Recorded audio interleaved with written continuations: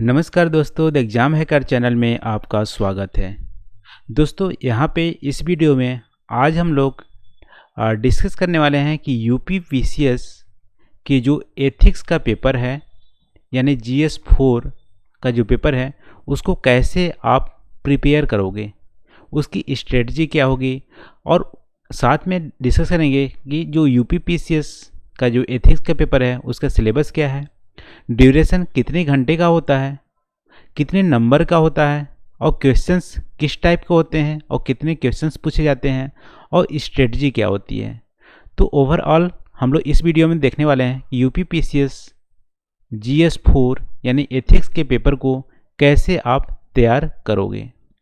तो आते हैं दोस्तों सबसे पहले पॉइंट पे कि सिलेबस क्या है।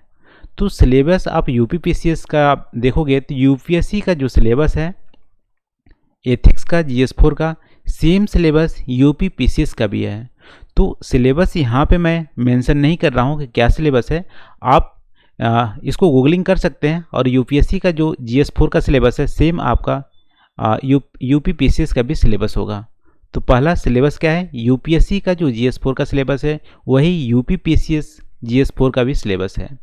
अब ड्यूरेशन की बात करें तो 3 घंटे का दोस्तों पेपर होता है एथिक्स का पेपर यूपी पीसीएस का।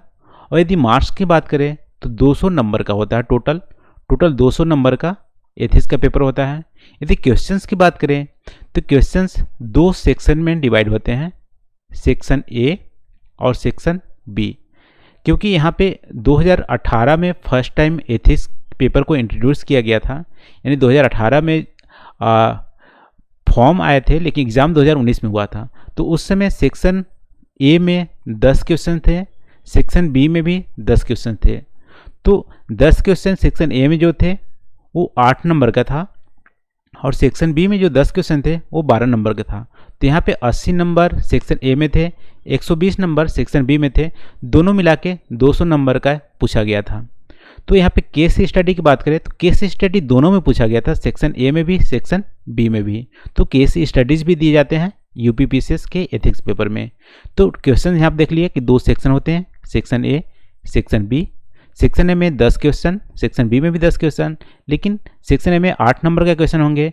इसको आपको 125 वर्ड में लिखना है और जो 12 नंबर के क्वेश्चन होंगे ये आपको 200 वर्ड में लिखना है और दोनों मिला के आपका 200 नंबर। यानी सारे जो 20 क्वेश्चन है वो कंपलसरी क्वेश्चन है, आपको सारे क्वेश्चन करने हैं।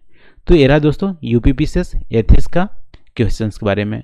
अब स्ट्रेटजी की बात करें तो मेरे हिसाब से स्ट्रेटजी होनी चाहिए कि आप प्रीवियस ईयर का जो क्वेश्चंस है उसको आप सॉल्व करें।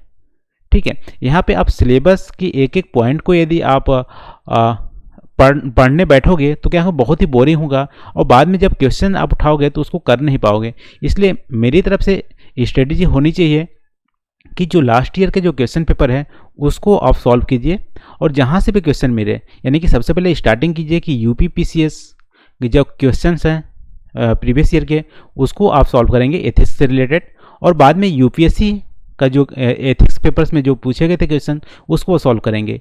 यदि यूपीएससी और यूपी पीसीएस के प्रीवियस ईयर के क्वेश्चन यदि आप सॉल्व कर लेते हैं तो आपका एथिक्स का जो पेपर है वो 100% आपका कंप्लीट हो जाएगा। आप सारे क्वेश्चन जो पूछे जाएंगे वो आप कर ले जाओगे।